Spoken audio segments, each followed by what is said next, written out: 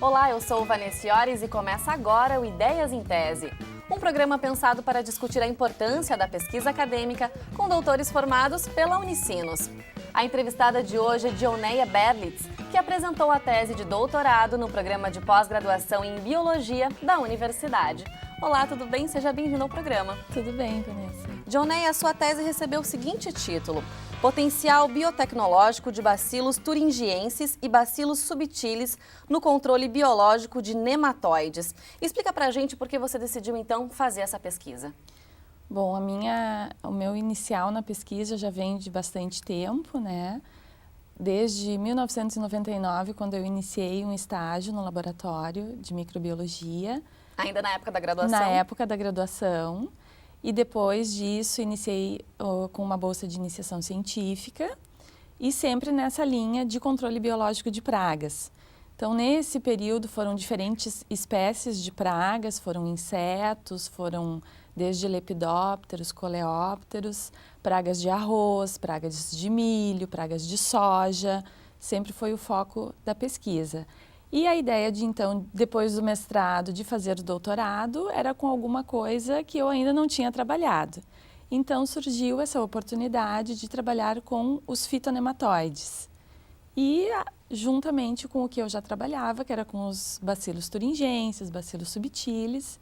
Então, agregando essas duas coisas, um pouco de conhecimento que eu já tinha com um desafio que eram os fitonematóides. Explica pra gente, Dioneia, o que significou então o desafio de trabalhar aí nessa questão do controle de pragas, controle biológico, que te acompanha então há tanto tempo?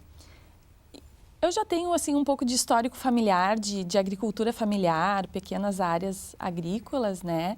E isso acaba despertando interesse quando a gente entra na graduação. Escolhi uma área que é biologia, que é o estudo da vida, né? Então, o pai ou a mãe perguntavam muito como é que queriam entender isso. Quando eu iniciei, então, esse estágio, foi maior a curiosidade. Ah, minha filha, mas e na lavoura de milho? Ah, tu vai vir, então, coletar lagartas. Para eles, isso era um mundo novo. E para mim, de certa forma, também, né? Então, eu fui me apaixonando por essa área e foi onde eu resolvi seguir a carreira. Esses nomes, eles não são muito familiares para quem não conhece, para quem não é da área. Então, explica pra gente o que significam, então, esses bacilos aqui que tratam a tua tese. Bom, o Bacillus thuringiensis é uma bactéria que ela é muito estudada na área de controle biológico, porque ela é altamente específica para o inseto-alvo. Então, ela sintetiza proteínas e essas proteínas são tóxicas para os insetos. Então, determinadas proteínas são tóxicas para lagartas, por exemplo. Outras proteínas são tóxicas para coleópteros, que são pequenos besouros popularmente conhecidos.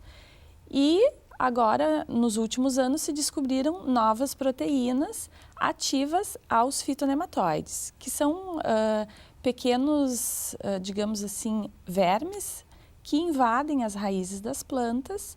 Ali eles formam sítios de alimentação e de reprodução, e isso causa uma modificação nessas células das raízes das plantas e a planta entra num déficit nutricional, não consegue mais captar a quantidade de água necessária, de nutrientes do solo e ela fica debilitada.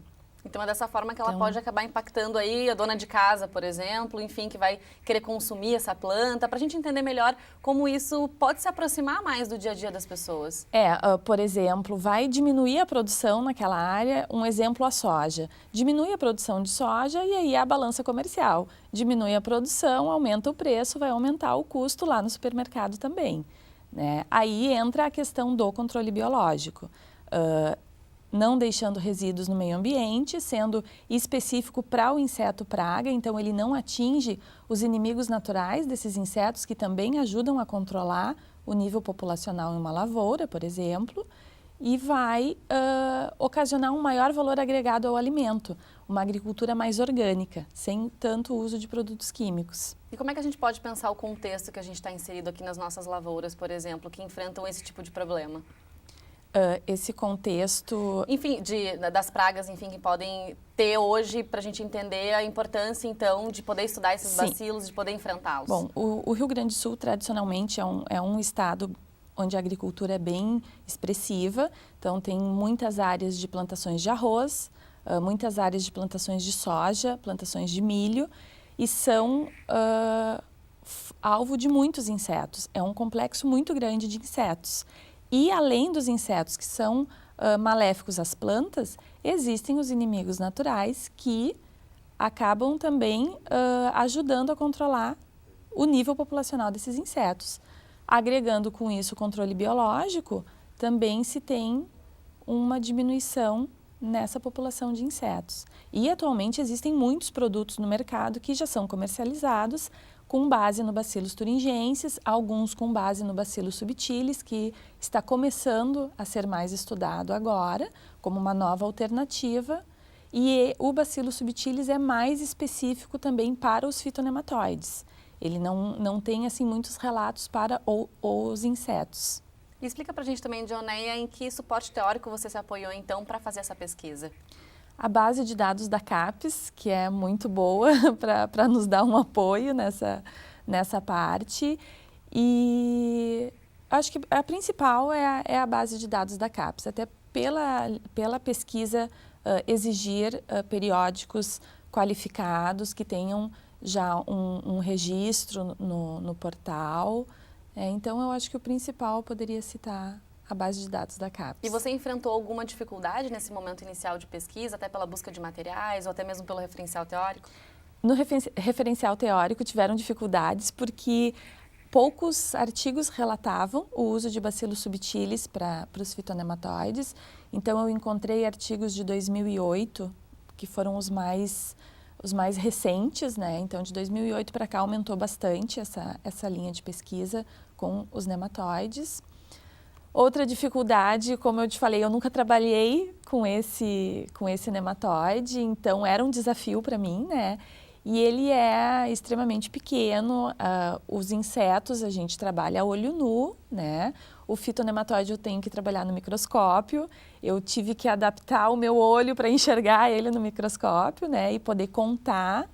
Então, essa fase inicial de adaptação do bioensaio no laboratório, ela teve assim, uns percalços de adaptação, de eu entender como é que o nematóide, como é que era o modo de vida desse nematóide, quais as condições que ele requeria, que é totalmente diferente do que eu já tinha trabalhado com os insetos. E levou quanto tempo mais ou menos isso? Eu fiquei um mês assim, tentando entender ali como ele funcionava. Que faz parte também da pesquisa, Faz parte, claro, né, também. Bom, Ideias em Tese faz agora um rápido intervalo, nós já voltamos.